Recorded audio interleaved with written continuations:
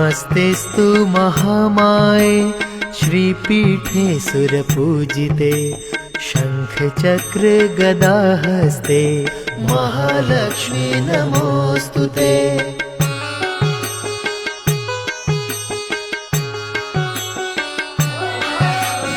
नमस्ते गरुडारूढे कोलासूरभयङ्करी सर्वपापहरे देवी महालक्ष्मी नमोऽस्तुते।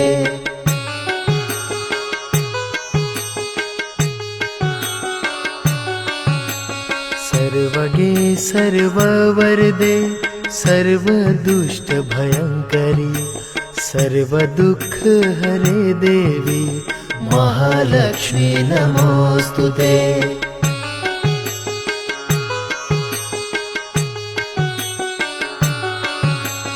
सिद्धिबुद्धिप्रदे देवी मुक्तिप्रदायिनी मन्त्रमूर्ते सदा देवी महालक्ष्मी नमोऽस्तुते।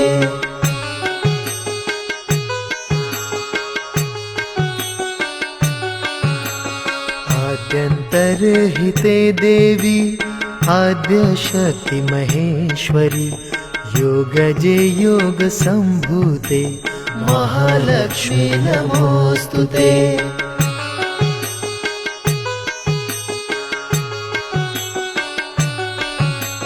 स्थूलसूक्ष्म महारौद्रे महाशक्ति महोदरे महापापहरे देवी महालक्ष्मी नमोऽस्तुते।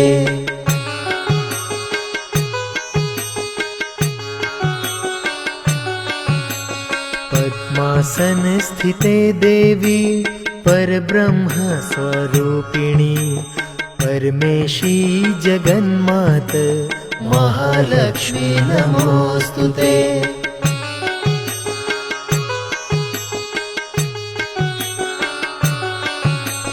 श्वेताम्बरधरे देवी नानालङ्कारभूषिते जगस्थिते जगन्मात महालक्ष्मी नमोऽस्तुते महालक्ष्मी नमोऽस्तुते।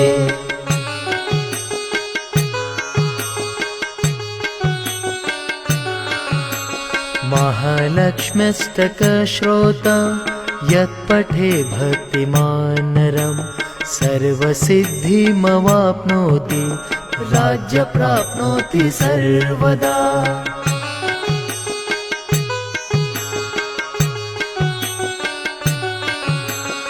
एककाले पठे नित्यं महापापविनाशनं द्विकाल पठे नित्यं धनधान्यसमन्विता।